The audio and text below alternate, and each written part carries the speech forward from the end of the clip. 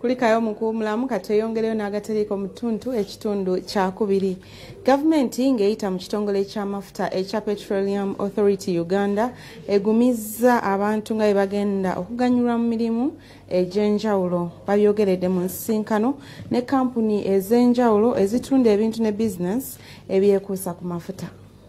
Gavumenti ng'eyita mu kitongole ekivunaanyizibwa ku mafuta ekya Petroleum Authority Uganda egumizza bannayuganda nti baakufuna mu mafuta nga bayita mirimu egy'enjawulo. Bano nga bakulembeddwamu akulira ekitongole kino Ernest Lubondo okutegeeza bino babadde basisinkanye kampuni ez'enjawulo ezitunda ebintu ne bizinesi ezeekuusa ku mafuta nga bano bakuŋŋaanidde ku ttendekero ery'ebyekunoonyereza mu tekinologiya n'amakolero erya Uganda Industrial Research Institute mu Namanve Mukono. Ab'amafuta ne gaasi beegattira mu kibiina ekya Association of Uganda Oil and Gas Service Providers ekikulirwa Professor Charles Kwesigwa alambuza ab'amafuta ebyuma ebyateekebwawo gavumenti mu ttendekero lino n'ategeeza nti ebyuma byonna bye beetaaga mirimu gyabwe bisobola okukolebwa wano.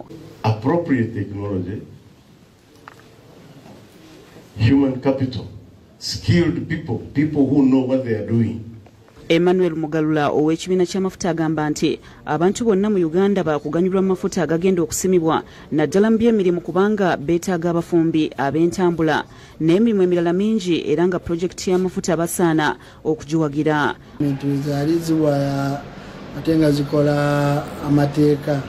Waliwo emirimu gye balekerera bannayuganda mu luzungu kye bayita ring fencing nga abannayuganda bokka be balina okukikola. Mu ekyo n'abakulembeze Mukono basabye abantu abatandikawo amakolero mu kitundu ky'e Mukono okusooka okulowooza ku bantu ababeera mu kitundu kyabwe nga bagaba emirimu.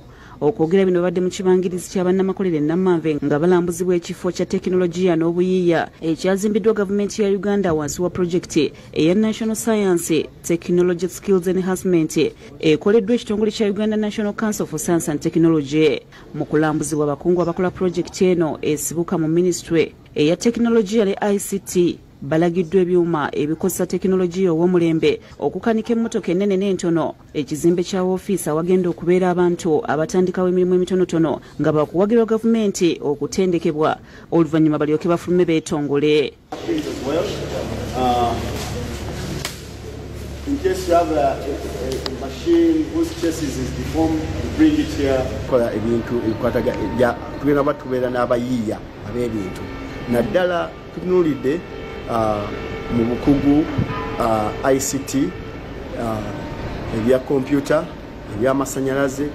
We feel like the community should be using this facility to develop, because I guess when we talk about Mukono, this place has industries and it attracts everybody from the country. Befunaki emisolo abawi b'emisolo kumpi abayimirizaawo eggwanga bali mu kitundu kino. N'olwekyo tusaba gavumenti enguudo zino eziteekeko nnyo essira. Tenkuba bw'etonnya tebasobola kuva mu mafakitole muno kusala kudda oba Kampala. Kiyambe abantu baffe bafune emirimu, employment direct, kubanga bw'oteekako factory ng'eno abantu bajja ne bafunamu emirimu ne bafunamu income.